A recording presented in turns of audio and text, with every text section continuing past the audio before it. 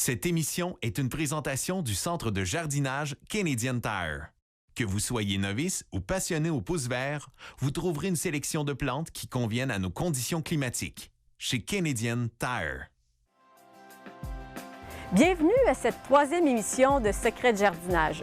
Cette semaine, Richard nous présente sa plate-bande idéale, André emprunte un livre à la bibliothèque, Julie et David cultivent leur potager sur le terrain de leur propriétaire et tout d'abord, Yves Auger plante pour nous des pommiers avec les étudiants du Cégep.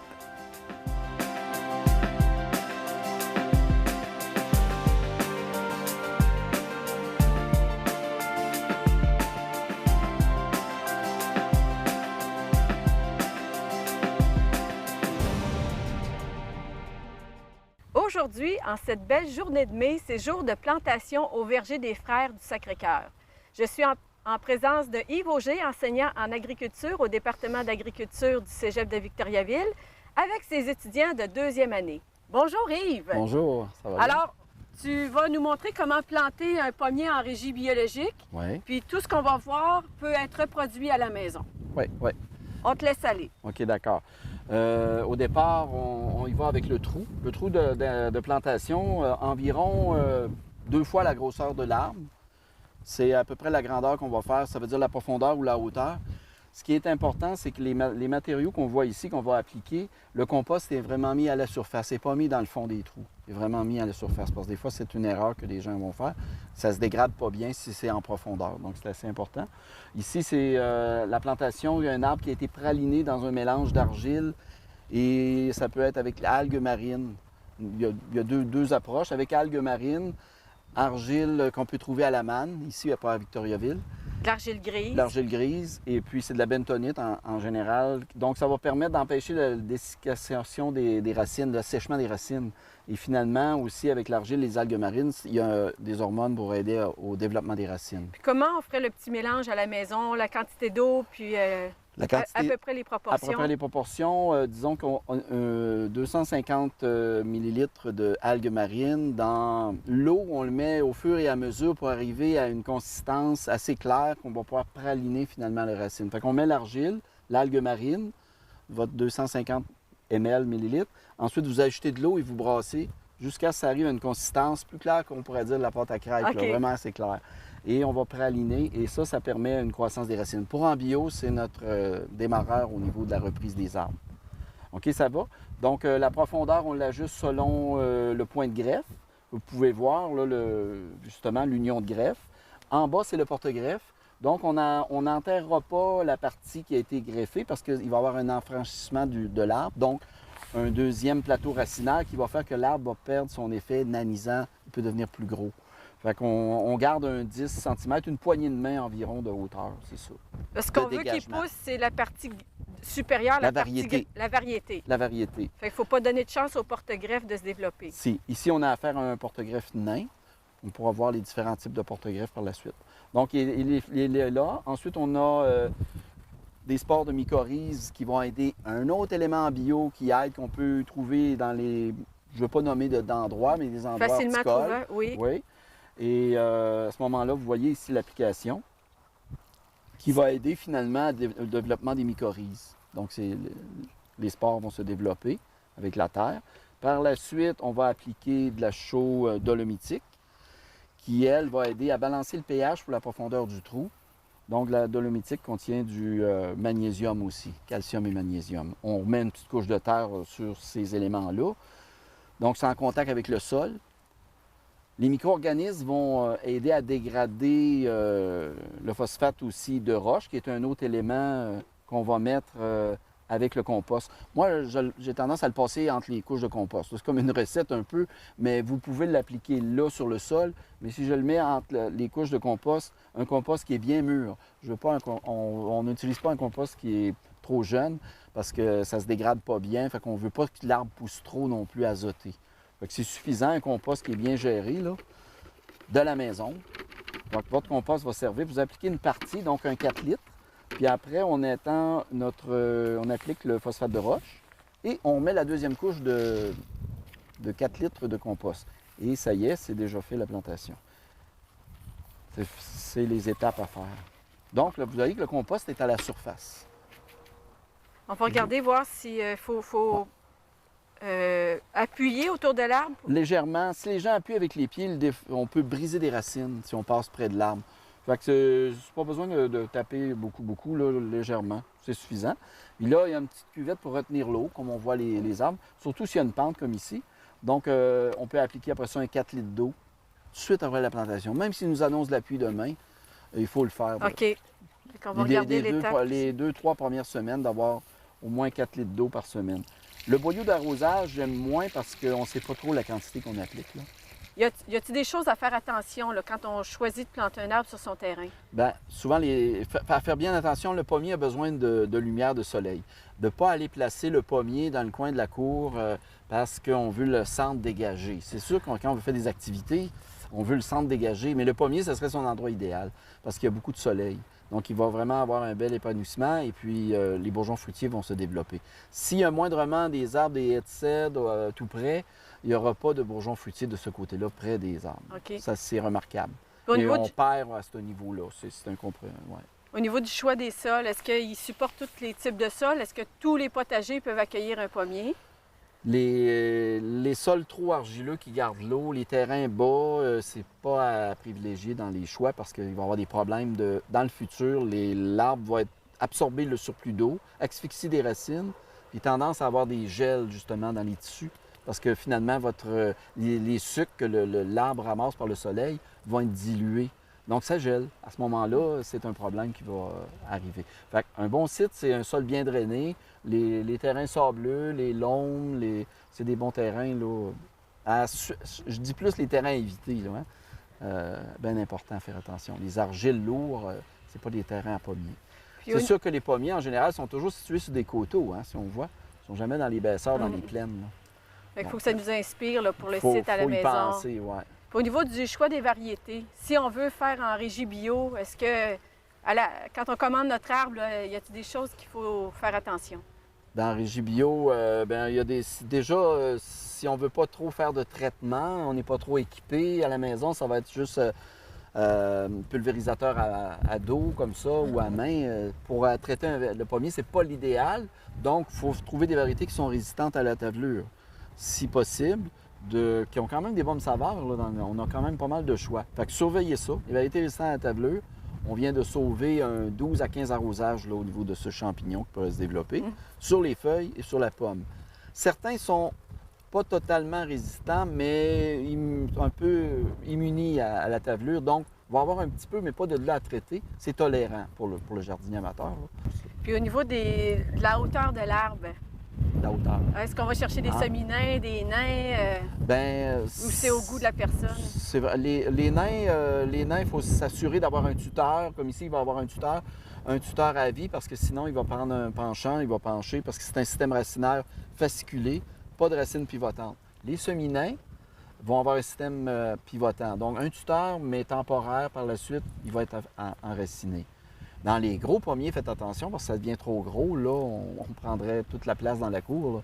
Donc, c'est beaucoup le semi-nain qu'on va retrouver.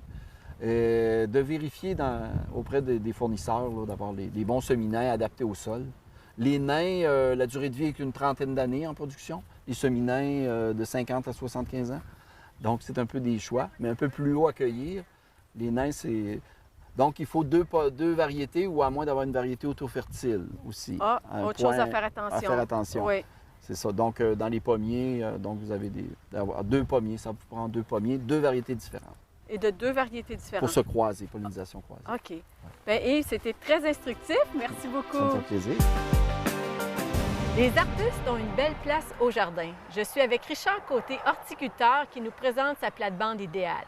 Bonjour, Richard. Oui, allô, Guylaine. Alors, je veux parler des arbustes, mais je pense que tu vas nous présenter ta plate-bande, puis il y a plus que ça à mettre dans ton aménagement idéal. Oui. Alors, présente-nous ta plate-bande, s'il te plaît. Pour moi, travailler les végétaux, c'est comme je suis un passionné, alors c'est les végétaux de A à Z.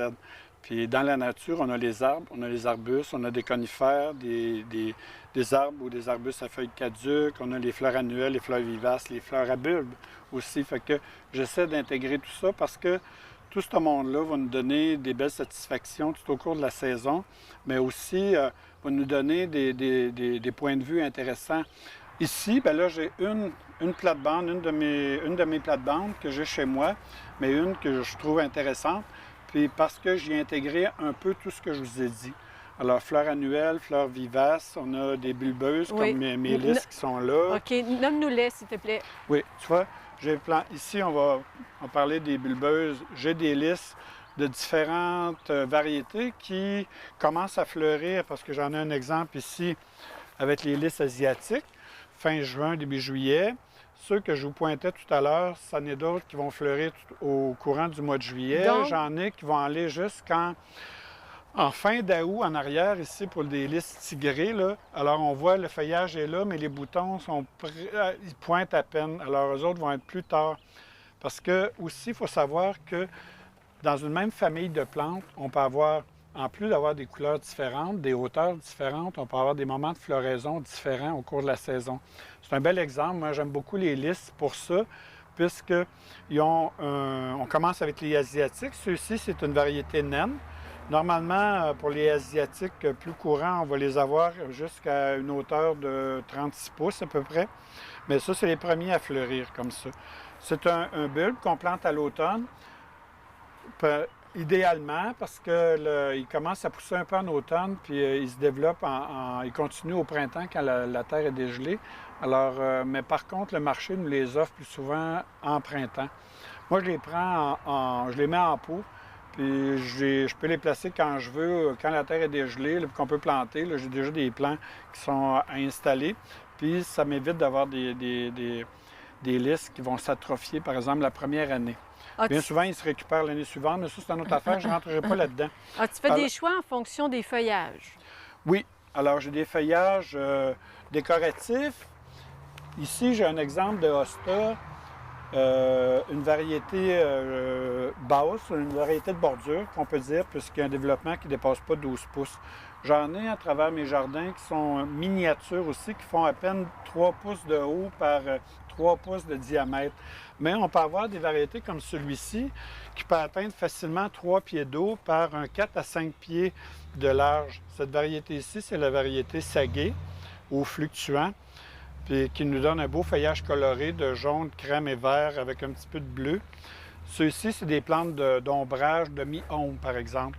Mais comme j'ai des conifères, j'ai des arbres aussi qui meublent ma plate-bande, c'est ce que je voulais dire tout à l'heure, c'est que aussi, en plantant des arbustes puis des arbres, puis dans ce cas-ci, ce que j'ai fait, j'ai mis des conifères, c'est qu'on vient structurer notre plate-bande. Ce qui veut dire qu'à l'automne, au moment où les végétaux, les annuels sont finis, que les vivaces tombent en dormance, il nous reste encore de la couleur ou du feuillage dans nos arbres. Les conifères prennent cette place-là. C'est là où ils sont les plus intéressants. Sur le marché, on peut trouver de tout. Des trucs qui sont, je dirais, qui ont été manipulés, en fait, comme cette épinette-là, ou un mélèze comme celui-ci, tortueux, qui donne l'hiver en plus, parce que le mélèze perd ses aiguilles. On voit vraiment l'effet tortueux des branches qui est très, très intéressant, qui est original. Puis, alors, nos conifères viennent nous donner de la couleur toute l'année durant. Les arbustes, comme ici, j'ai un sureau qui commence à fleurir, mais les arbustes, ou comme là, l'hydrangée qui va fleurir bientôt, qui commence, les bourgeons commencent à se développer là, au mois de juillet, début juillet. Alors, vont donner de la couleur, eux autres aussi, assez tôt au printemps. Parce qu'aussitôt que le sol se réchauffe, les bourgeons commencent à se développer, à pousser. Dans ce cas-ci, j'ai un sureau à feuillage jaune, bien, il va me donner un effet jaune très tôt. Tandis que nos vivaces qui sont plus basses, des fois, ils n'ont pas commencé encore à bouger. Déjà, on va commencer au printemps, en avril, à avoir un petit peu de couleur, aussitôt que le printemps se réchauffe. Ensuite, les vivaces rentrent pour ensuite, quand la période des gels est passée, vers la fin mai, mi-mai, fin mai, dépendamment où on est, où on peut installer nos annuels, comme je fais ici, par exemple, avec mes bégonias tubéreux à fleurs jaunes, ou les petits pétunias là, que j'ai mis tardivement. C'était des petits boutures, ils ne sont pas très développés maintenant, mais enfin, ils vont prendre de la place. Bien, ces plants-là, quand ils sont produits en serre, bien, on ne peut pas les planter trop tôt, puisqu'il faut que le sol se réchauffe. Puis en plus, il faut que les nuits soient pas, qu'on n'ait pas des nuits avec des gelées parce qu'ils sont fragiles, ils ont poussé en serre. Alors, ils pourraient avoir un gel sérieux et les faire mourir. Fait qu'on attend, mais là, eux autres arrivent en dernier. Mais il faut penser que déjà, depuis avril, on a des végétaux. Si on met des arbustes, si on met des bulbes, si on met des vivaces, qui vont déjà commencer à se développer, puis donner de la couleur, puis donner du volume dans notre plate-bande, ce qui fait que ça crée de la vie sur notre terrain. Puis c'est intéressant, puis moi, j'aime ça. Fait que là, dépendamment de ce qu'on fait, de ce qu'on plante, enfin, on peut avoir une variété comme celle-ci. Ça peut donner un effet semblable à ça. Mais il y a des milliers de façons de les travailler, tu sais. Il y a des gens qui ont parfois des penchants pour telle ou telle variété, mais qui peuvent développer aussi avec ça. Mais comme ici, j'ai essayé pour montrer justement aux gens qu'est-ce qu'on peut faire avec toutes ces variétés-là de végétaux, donner un peu de couleur, puis ça change constamment. Puisque j'expliquais qu'il y a des arbustes qui vont fleurir à un certain moment donné, d'autres vont arriver avant ou plus tard, puis ça crée la vie, puis la couleur, puis évidemment, ça met du bonheur dans nos vies. Ça donne plein de bonnes idées. Merci beaucoup, Richard. Ça me fait plaisir. La Société d'horticulture et d'écologie de Victoriaville organise des conférences à tous les 4e lundis du mois à la salle du Centenaire à Victoriaville. Ce qu'on connaît moins de la société, c'est son service de bibliothèque. Je rencontre la responsable, Diane Jalbert, et son aide, Normande Morin. Bonjour, Diane. Bonjour, Guylaine. Parle-nous un petit peu de l'histoire de la bibliothèque. Qui l'a démarrée? Ça a commencé avec Mme Florence Chabot, que j'ai entendu parler. Après ça, Gabrielle Bédard, elle le fait pendant 10 ans. Puis moi, maintenant, ça fait 7 ans que je le fais. Fait que votre travail consiste en quoi? Moi, c'est l'achat des livres. Ça fait que là, je demande au conseil d'administration un budget. Puis là, je pars avec ma liste pour acheter les livres. Souvent, c'est des nouveautés. Fait que je vais dans les librairies, les centres jardins, les grandes surfaces, chercher le meilleur prix possible, toujours. Puis là, après ça, j'achète, sur la suggestion des membres, souvent. OK. Puis on va revenir aux livres, mais c'est plus que des livres. Vous avez d'autres services ou vous proposez d'autres choses en prêt? Oui, on propose des revues. Spécialisées en horticulture? Oui, puis des CD aussi. Oui. Est-ce que vous avez un CD populaire d'une émission de jardinage? Justement, il y en a un qui vient de rentrer. Oui. Pouvez-vous nous le présenter? Oui, c'est celui-là ici. Secret de jardinage, émission 1 à 10. Est-ce qu'on connaît le nom de l'animatrice? Guylaine Martin. Merci, Diane. Revenons aux choses sérieuses. On va prendre un exemple. Vous avez eu une demande récente d'un membre qui voulait un nouveau livre. Alors, parlez-nous de quel livre il s'agit, puis comment vous allez l'organiser dans votre bibliothèque. C'est le livre « Le jardinage en carré amélioré » qu'une de mes membres m'a demandé d'acheter. Je suis allée magasiner. Là, je lui donne un numéro. Je pose mon étampe dedans pour dire que c'est ici que ça a été acheté. Ensuite, je prépare une carte. Moi, je suis encore à l'ancienne, hein? Fait que je prépare la carte de prêt que Normande va remplir si la personne emprunte le livre. Là, je vais la coller à l'intérieur tantôt. OK. Puis le membre qui vient à la conférence peut emprunter un livre. Quelle est la durée du prêt? C'est 1 mois. 1 mois. Habituellement, c'est 1 mois, oui. Après 1 mois, est-ce que le membre peut renouveler son abonnement? Oui, il peut renouveler 1 mois, mais les nouveautés, j'aime autant que ce soit au mois. Donner la chance à quelqu'un d'autre d'avoir accès à cette information-là. Oui, c'est ça. Est-ce que quelqu'un qui est non membre de la société pourrait se procurer des livres de la bibliothèque? Non. Ça prend exactement la carte de membre. C'est Normande qui s'occupe de la demander aux membres. C'est un service que pour les membres? Oui, c'est ça. Présentez-nous l'étendue des sujets des livres que vous avez dans votre bibliothèque. C'est sûr que je vais essayer de varier un peu. Comme je vais parler des vivaces, je vais parler des boutures, semis et greffes. Là, on a encore les vivaces de M. Hodgson. C'est très populaire, ce livre-là. Pourquoi les gens l'aiment, par exemple, celui-là? À cause des photos. OK. Ensuite, j'ai le jardin écologique avec Yves Gagnon. Lui, il est très bon. Est-ce que vous faites attention à choisir des auteurs puis des sujets qui touchent le Québec, dont Victoriaville? Oui, oui. Puis souvent, c'est des conférenciers qui viennent ici. Comme j'ai ici Potager Santé de Lily Michaud. Ça, elle est venue nous donner une conférence là-dessus. Si on continue Ensuite, les gens tour. m'avaient demandé ça, attirer des oiseaux chez soi. Ça a été populaire aussi. Avec l'auteur Gilles Lacroix. Et Suzanne Brulotte, oui. Qui va faire l'objet d'un reportage à la série 2 de Secrets de jardinage. Ah, ça va être super. On a des jardins d'ombre aussi. Ça, c'est vraiment quelque chose que les gens recherchent de plus en plus. Encore Lydie Michaud qui nous parle du compost. Ça a été une grosse affaire, le compost. Elle est venue une couple de fois nous en parler. Il y en a qu'on connaît moins aussi, comme les 4 saisons du jardinage. Dominique Boilly, je ne le connais pas, là, mais c'est emprunté. Puis les gens aiment la variété. C'est ça qu'ils demandent, que j'ai des choses comme les jardins d'eau, ça a été populaire il y a 10 ans à peu près. OK. Oui, les jardins d'eau, là. Fait que donc, quelqu'un là, qui... C'est pour ça qu'on a 3 peut-être exemplaires, là. Du même ou du même sujet? C'est le même sujet, mais pas le même... Par différents auteurs. Oui, oui. Parce que même moi, j'étais là-dedans dans ce temps-là. Je faisais mon jardin d'eau. Donc, Ouais. quelqu'un là, qui aurait un terrain là, qui a à partir de zéro pourrait venir dans votre bibliothèque spécialisée puis Oui. prendre des idées là, pour Oui, démarrer c'est son ça. projet. Oui, on peut les conseiller aussi.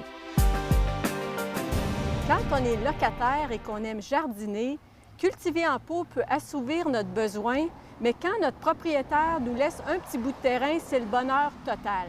C'est ce qui est arrivé à Julie Rondeau et à David Verville. Bonjour, vous deux. Bonjour, Guylaine. Alors, parlez-moi de la grande demande. Non, puis, ben, c'est ça. Comment s'est fait le lien entre Mme Carrier puis votre besoin de jardiner? En fait, c'est un concours de circonstances. J'ai rencontré une des filles de Mme Carrier, notre propriétaire, qui nous a dit que sa mère avait un logement à louer. Et moi, j'ai dit, on était intéressés, mais on cherche un endroit où on pourrait avoir un potager aussi en pleine terre.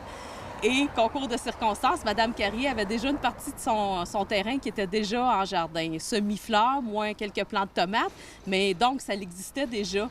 Et ça leur rassurait beaucoup Mme Carrier, les enfants aussi, à partir du moment où on peut s'imaginer des gens qui veulent faire un jardin, c'est des gens qui sont intéressés à faire attention aussi. Donc ça a un peu scellé l'entente, le bail entre nous deux d'avoir accès au jardin. OK. Je pense que vous y êtes allé bien doucement, hein? Vous avez fait une première année. Oui, exactement. En fait, lorsqu'on voit le jardin ici, c'était la première, ce qu'on appelle, nous, la première partie, c'était le fond du jardin qui était déjà développé. Donc, on a été 5 ans à exploiter cette partie-là, justement. Et à un moment donné, à force de vouloir rendre ça beau, puis de discuter avec les gens qui passaient, avec Mme Carrier, qui était contente de voir son bout de terrain animé, à un moment donné, les enfants et Mme Carrier nous ont fait l'offre de prendre le terrain qu'on voulait pour assouvir notre besoin, comme tu l'as si bien dit. Puis ouvrir une nouvelle partie de jardin, ça veut dire plastique noir et pierre, et c'est pas très beau pour quelques mois.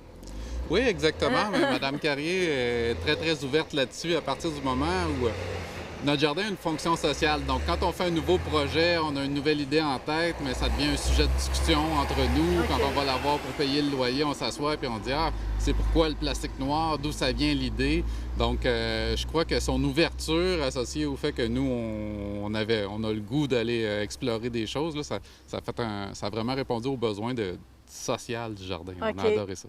Puis venaient en prime les outils de jardinage de Mme Carrier. Oui. Oui, exactement. Quand on est arrivé, on appelle ça un forfait tout inclus. C'est-à-dire que ce jardin-ci est exploité depuis 50 ans. Mme Carrier, elle est ici depuis 50 ans et elle a fait un grand potager pour ses 11 enfants. Donc, tous les outils étaient là et puis même différents articles qui nous servent pour le tutorage. Donc, à partir du moment où on respecte, puis on les brise pas, évidemment, là, on a eu la totale, là, aucun investissement à faire. OK. Et qu'avez-vous fait avec les économies que vous avez faites sur le budget outils? On l'a investi dans des semences bizarres, des essais culinaires et puis dans des petits fruits qu'on offre à Mme Carrier quand on en a. Le potager, c'est vraiment un milieu de vie, hein? Quand vous accueillez des petites familles, là, vous autres, c'est pas... vous paniquez pas, là, au contraire. Non, pour nous, c'est vraiment l'occasion de partager un joyeux moment ensemble, de voir l'émerveillement des enfants. On part avec eux, ils ont leur petit panier, ils peuvent cueillir des fleurs parce qu'on a des fleurs comestibles dans le jardin. Ils savent qu'on a des framboises et des fraises en arrière, donc ils viennent. C'est d'ailleurs une petite famille dont les enfants sont rendus à 5 ans qui viennent prendre soin de notre jardin lorsqu'on n'est pas là avec Mme Carrier. Donc pour nous, c'est important, c'est ça, de pouvoir s'asseoir. C'est pour ça qu'on l'a désigné comme ça avec un milieu entre les deux parties pour qu'on puisse manger, que les enfants puissent courir. Même s'ils cueillent un fruit pas mûr, c'est pas grave, ils vont le découvrir, ils reviennent à la fin de la saison, ils goûtent la différence l'année suivante. Fait que nous, c'est vraiment voir les enfants, puis les enfants de nos amis, ils connaissent maintenant des voir débarquer, puis de courir, puis de savoir où s'orienter, faire le tour. Pour nous, c'est vraiment, c'est merveilleux, là. C'est une des belles fonctions du jardin, puis la joie du jardinage, là, ouais. On va terminer en parlant de la relation que vous avez avec Mme Carrier 7 ans plus tard, là. Quelle est sa participation au potager? Sous toutes ses formes. Premièrement, juste de manière pragmatique, lorsqu'on n'est pas là, c'est elle qui s'occupe de l'arrosage. Elle a 50 ans d'expérience en jardinage, donc on n'est vraiment pas inquiet.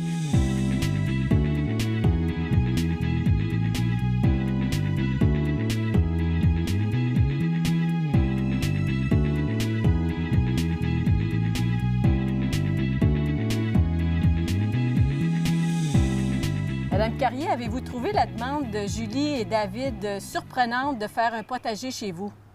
Non, parce que Manon m'en avait parlé qu'elle voulait faire un jardin. Avez-vous eu des petites craintes la première année avant de dire oui? Non. Non, vous faisiez confiance qu'ils allaient bien faire ça? Oui. Qu'est-ce que vous avez pensé de leurs premiers résultats? Bien, j'étais bien contente qu'il ait bien réussi, parce que franchement, il avait bien réussi le jardin. C'est beaucoup un échange de connaissances parce que nous, on implante des nouvelles choses qui n'étaient pas nécessairement courantes dans ce temps-là. Donc, ça fait des belles discussions, là. Puis l'étonnement, même avec ses enfants qui rendent visite durant la semaine ou la fin de semaine, c'est tout le temps... On est beaucoup dehors l'été, donc c'est un 5-10 minutes où on jase, puis on se donne des idées là. On distribue des fleurs, ils nous donnent des idées, ils nous apportent des plants de tomates. Donc, c'est vraiment agréable, là. C'est un témoignage très inspirant. Bonne continuation. Merci beaucoup. Merci. Au nom de tous les locataires qui peuvent cultiver chez leurs propriétaires, merci. La semaine prochaine, Mirella nous présente la recherche en pomiculture biologique au Cégep. Cette émission était une présentation du Centre de jardinage Canadian Tire, où vous trouverez les outils pour transformer votre cour et votre jardin. Gants, équipements de protection, matériel à moteur pour les projets, paillis, accessoires pour embellir votre cour.